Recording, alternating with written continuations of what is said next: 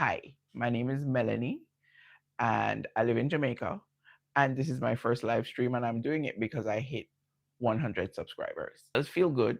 I'm hoping my subscribers will find this live stream after the fact to see that I'm saying thank you, thank you, thank you so much for subscribing to the channel. And the two things I'm going to talk about today are mini twists when you're over 50, because this is my first time having them done. And yeah, it's just a whole thing. And then I also want to talk a little bit about what if Kamala Harris loses this election. As you can hear from my accent, I don't live in a, well, maybe you don't, because a lot of Jamaicans do live in America, but I live in Jamaica. And so it's technically is not supposed to matter to me, but it absolutely does matter to like a lot of people in the world. So what's happening? So let me get to the first topic without wasting any time. I've been growing my hair since 2020, and when it was like this short. And I've been taking good care of it. And at that time I was perimenopausal. Once I hit menopause, though, fully hit menopause, I'm actually in post menopause now.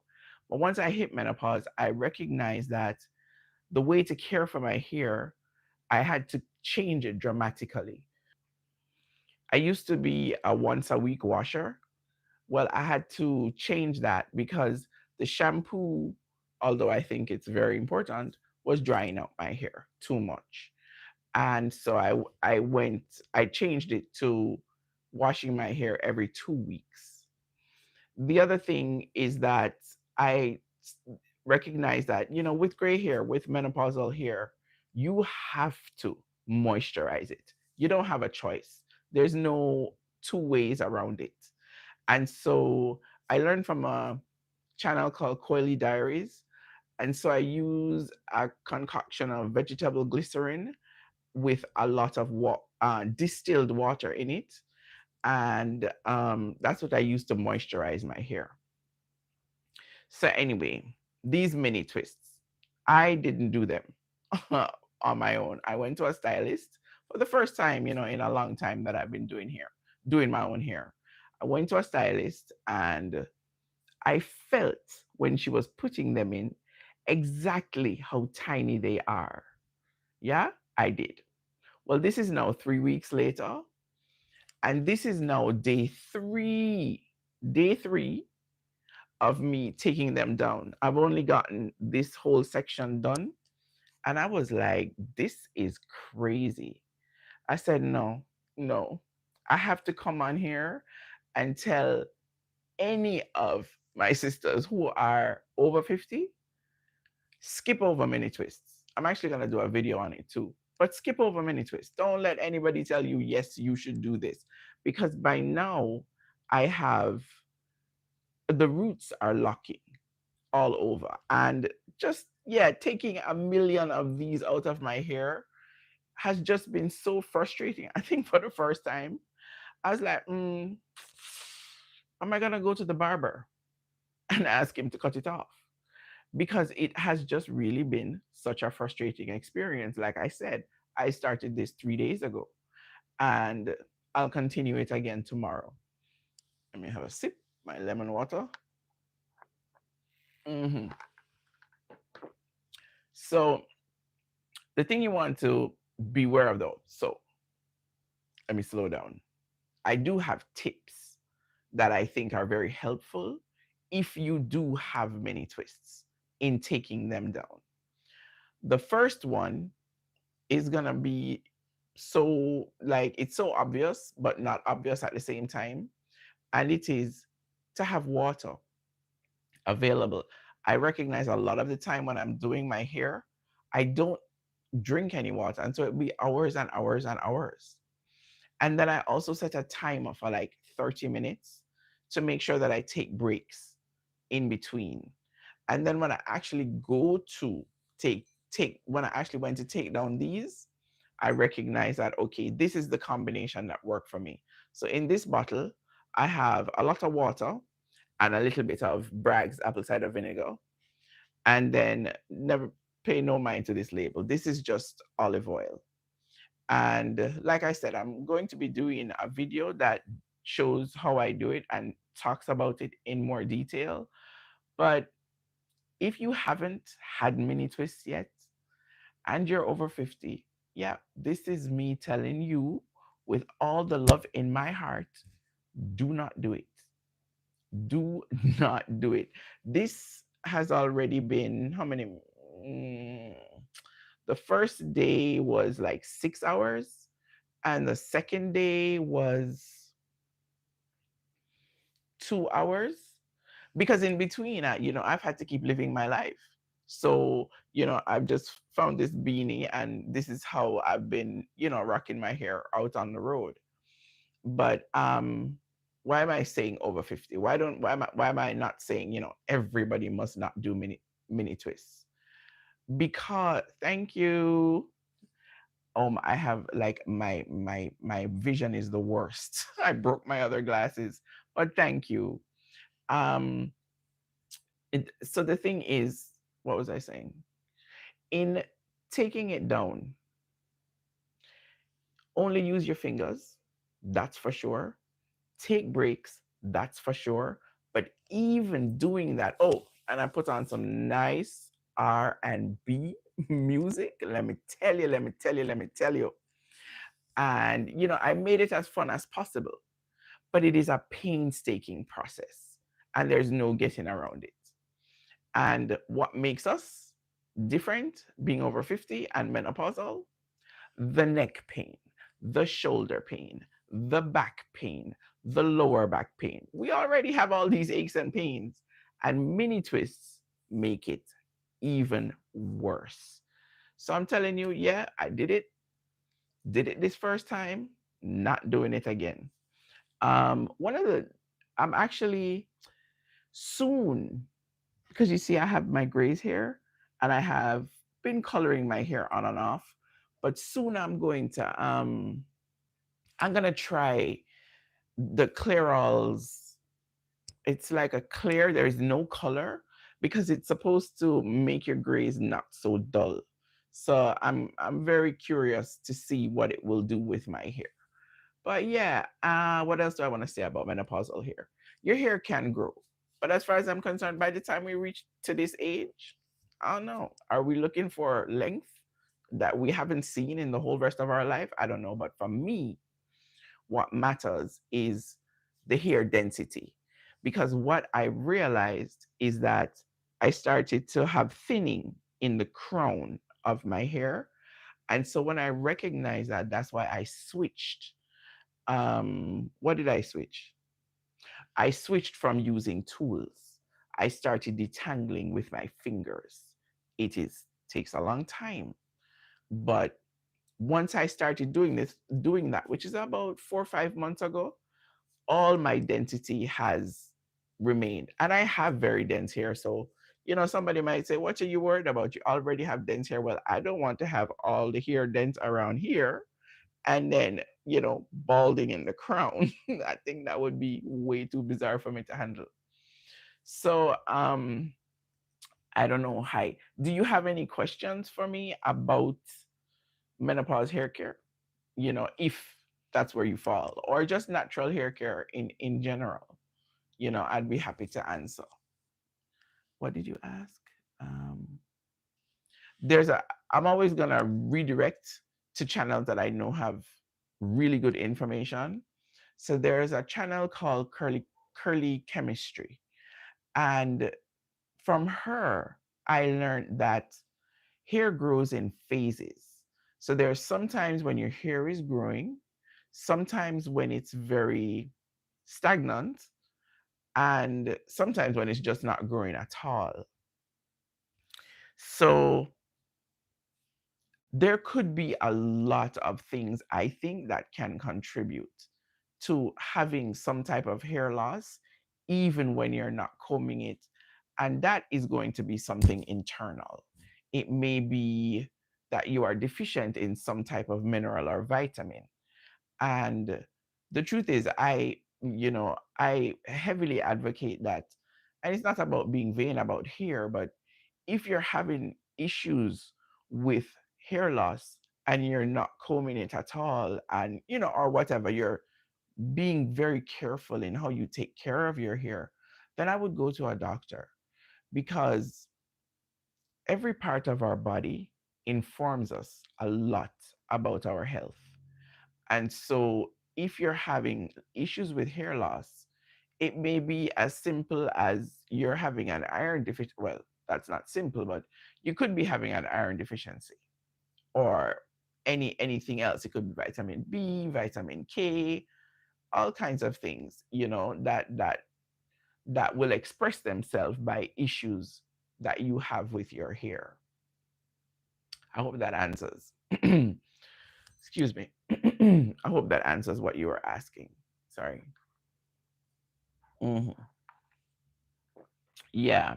Um, if if you have resistance to going to a doctor, then I would just look at what kind of vitamins you're taking, and so on and so forth. And the key, water. Water, water, water, water, water, water, water for everything. Because we can't forget that we are mostly made of water. And so water helps just about everything. It can't be it, this there's a point at which I remember I felt like, oh God, everybody's just talking about water, water, and it's like a hype, it's overhyped. But it's not. It's actually really not. You drink a lot of water and you're still having that issue. Okay.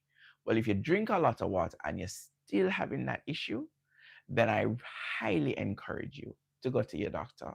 If you're having issues, like I said before, yes, it's here, it's just here, but then it's not just here, because every single part of your body informs you about your health.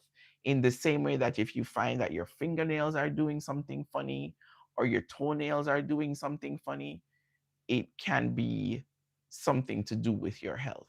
So, yeah, if you find that you're well hydrated, but it's not showing up in how you are caring, or sorry, the other thing it could be is genetics. You kind of have to know the history of your bloodline, where hair is concerned. um my hair is from my father's side of the family, not my mother's side of the family. And so we're always laughing. I'm like, Mommy, really? You had to have me with the man with the biggest head in the world. Although I love my father, may he rest in peace. He is my love him. But yeah, the density in my hair is from his side of the family for sure. At least that's what I believe. And people like to make a big deal about, you know, oh, dense hair, it's so beautiful, it's so everything. Having dense hair, yeah, it's great, but it's a lot more work. Let me tell you that. You know, I've been watching YouTubers for a while, you know, a lot of them that I love, a lot of younger women that teach you a lot about natural hair. And like I remember when I was going to start this takedown, I was watching one of them who is my favorite, Jen Jackson. And she has a video from like a couple years ago. And yes, her hair was a bit shorter, but she had mini twists the same size. And at the end of the video, Jen was like, yes, so that took me 2 hours. I was like, what? What? What do you mean 2 hours? I'm 2 hours and I only have one small section done. So everybody's hair is different.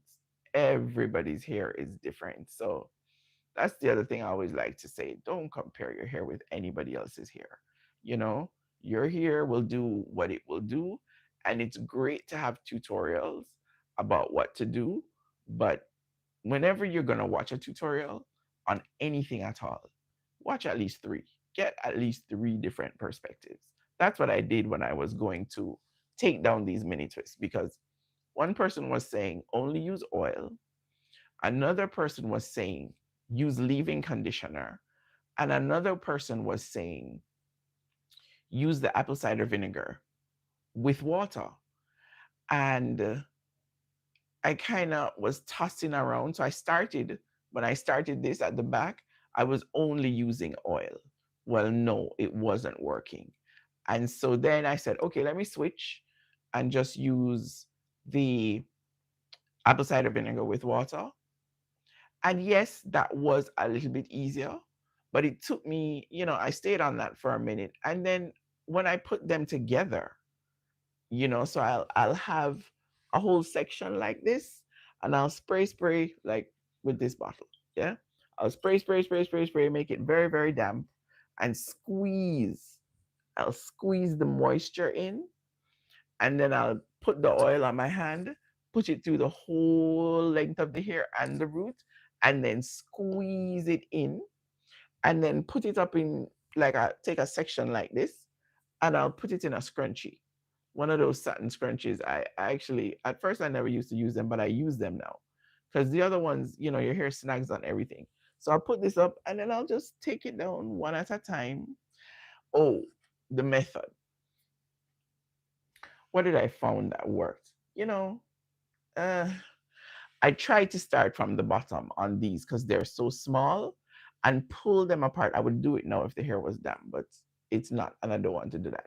But I'll pull it apart. The other thing you'll find is, as you're pulling it apart, you may have parts from the two sides that have, like a connection. You know how our hair likes to wind around one another. And what I found is that, and this I got from tutorials, is that when you find that thing, don't attempt to yank it apart because you break your hair. Take each side, and that's why I tell you Millie twists are like torture because they're so small. But you take each side of the twist as much as you've pulled out, and you start to use your fingers to gently unravel one side, gently unravel the other side.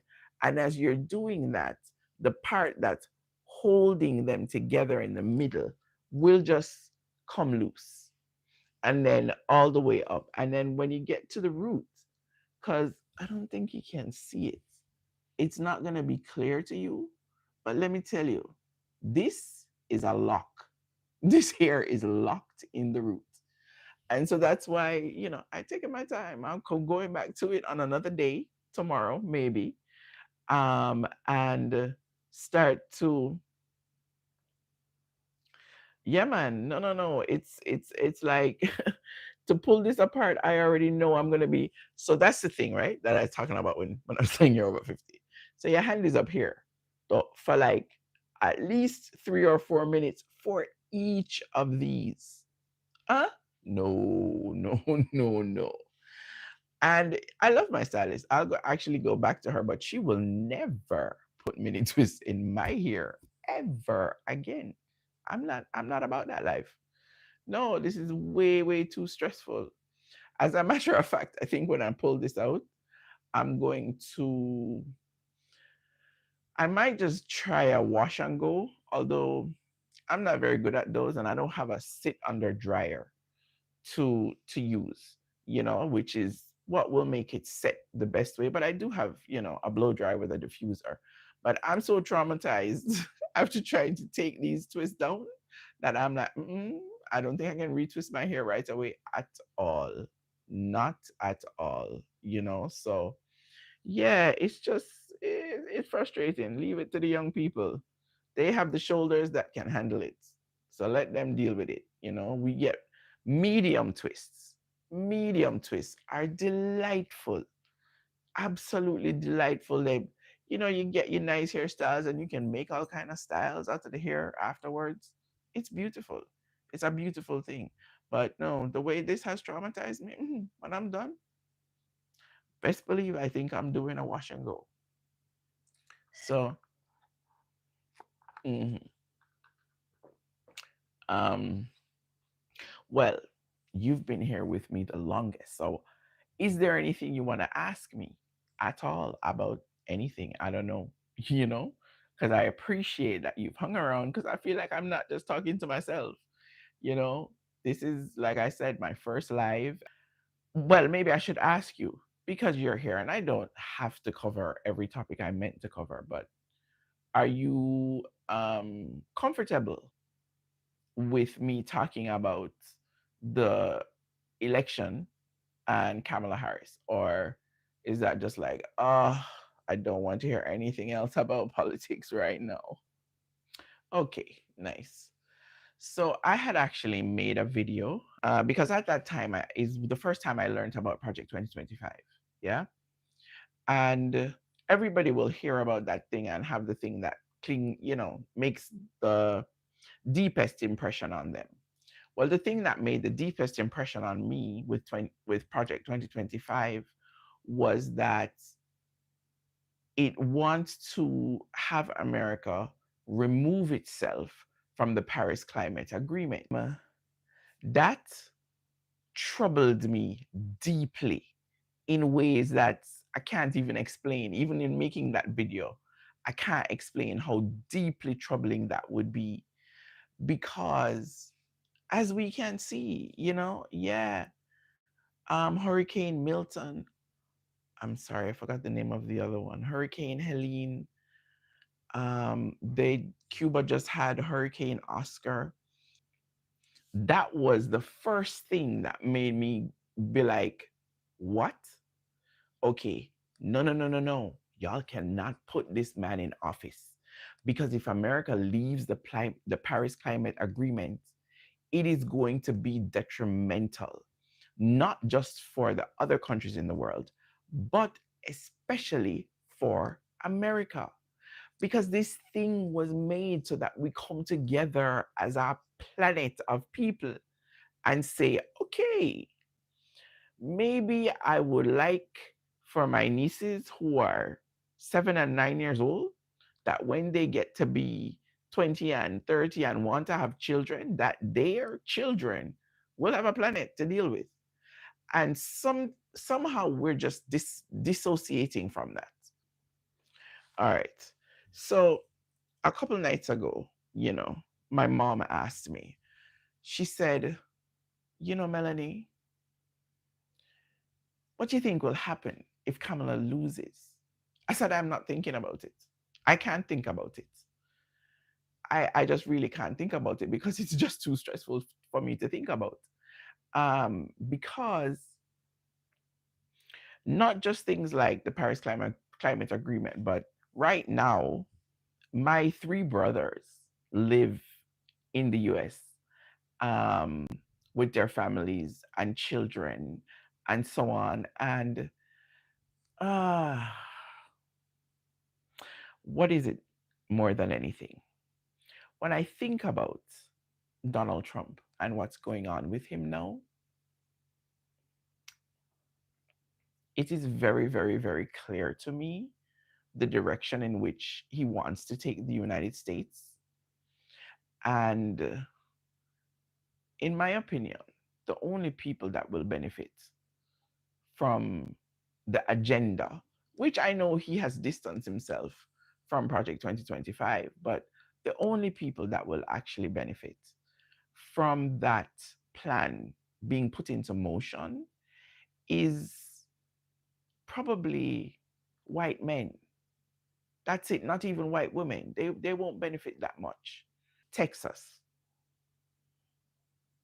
Texas and what's happening with the women there and being pregnant and not having any care. If it, so if you have an ectopic pregnancy and your baby doesn't make it, doctors in Texas are not allowed to go and operate on that woman and remove that fetus that is no longer alive. So basically, you are leaving her to die because she will have sepsis. She can't survive it. That's not something that's going to move out on its own. And I'm like, no, this cannot be 2024. This feels like 1800. It doesn't even feel like 1940. I am like, these laws that are in place. I'm sorry. Anyway, um, yeah, so it's the laws, it's the changing of the laws that can take place that are troubling to all of us. I saw a young woman on TikTok, a young black woman on TikTok make a video that said, she hates Kamala Harris. And, the whole thing of she doesn't believe that she's black and so on and so forth. But then she went on in that video to say that everybody's talking about Trump is going to return black people to slavery and da da da da da. And she was like, and I don't know what you people are scared of because nobody can make me a slave. And, so on and so forth. And I was like, okay, that was very insightful to me. And it made me recognize, I said, people under the age of 30 have not had to live through the struggle of when a country has laws in place that oppress you. They don't actually understand that reality. They're born into a world where the generation before them went through all of the struggles for them to have all the freedom that they have now. And so they really are disconnected from the reality of what can happen if laws change. Because she truly believed that there is nobody that can enslave her because da da da da, whatever she said. And I was like, oh my goodness. You, so on top of the fact that she believes that, it's also this whole thing like, okay, nobody can enslave you. And somehow you're thinking that slavery was a choice that your ancestors made. I don't get it. I don't get it at all.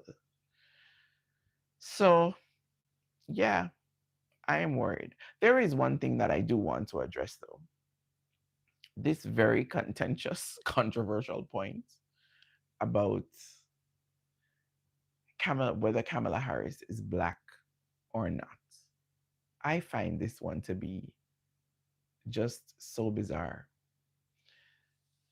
Especially like I heard Janet Jackson say, no, she's not black. I was like, whoa, I have always been a fan, but whoa, okay.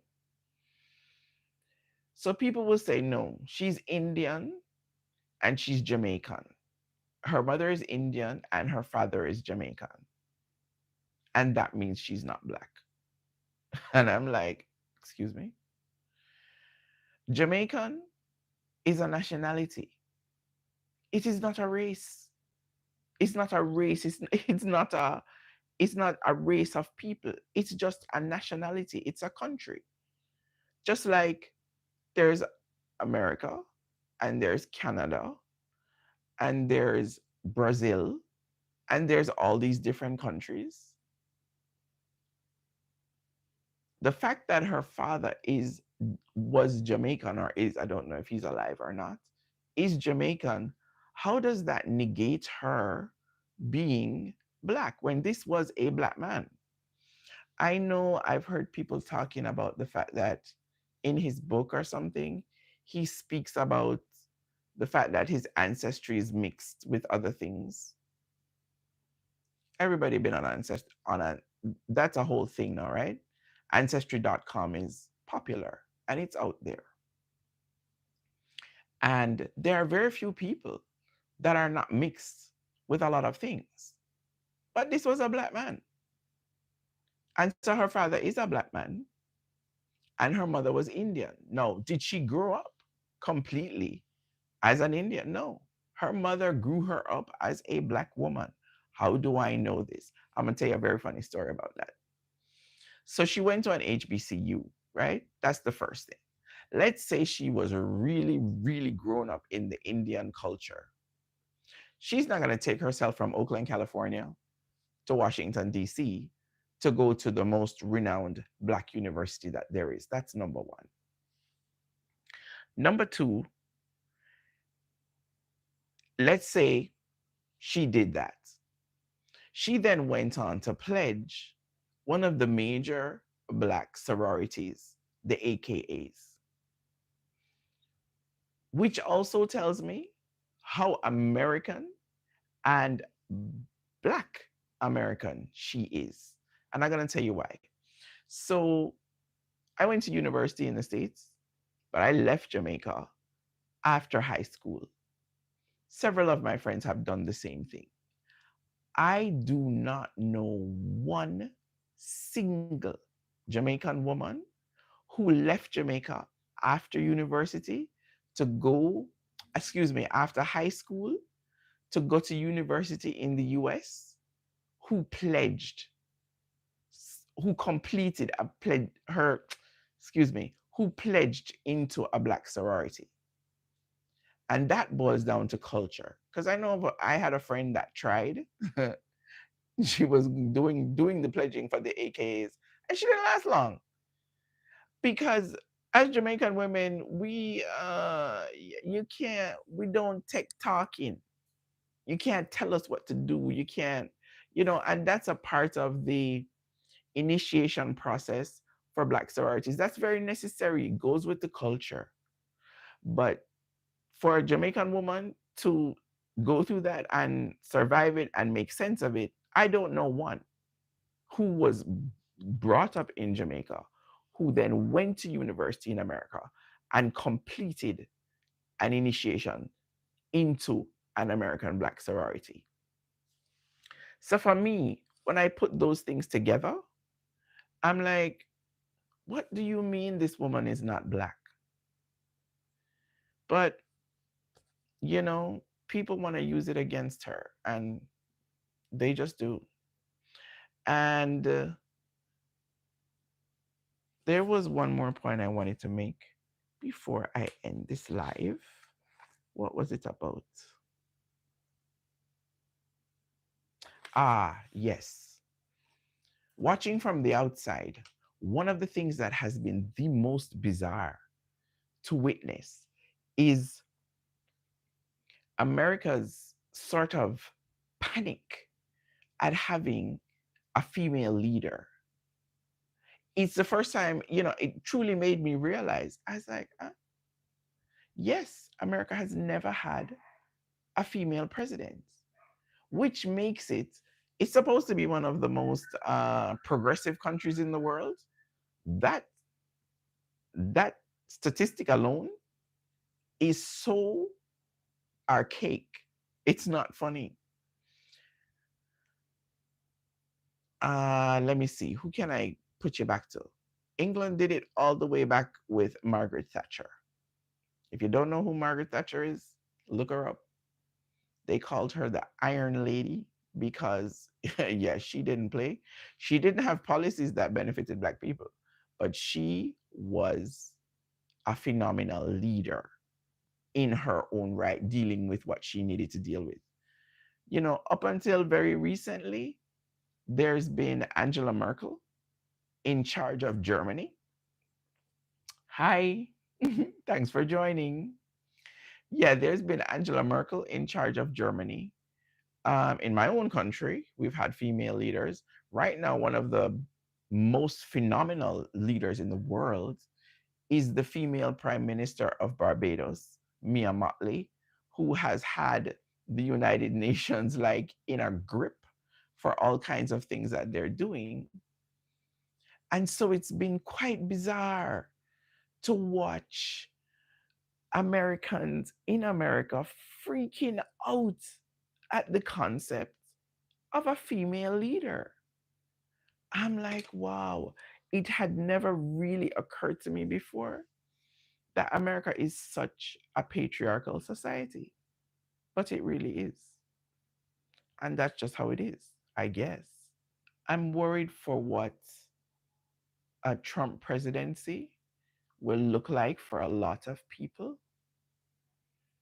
in that country, and how it's going to affect America's international relations. Because make no mistake, there is no other country in the world that likes this man except for, Vladimir. And I think Vladimir likes him because Vladimir wants him in there to destroy America. Yeah, that's what Vladimir wants. Vladimir wants Trump to be president so that Trump will destroy American democracy. And then he will be very happy. Thank you so much for coming through on my first live. I didn't just sit here and talk to myself with nobody watching. So be well wherever you happen to be in the world. And I pray many blessings for you and for you and yours. Okay, take care. Bye bye.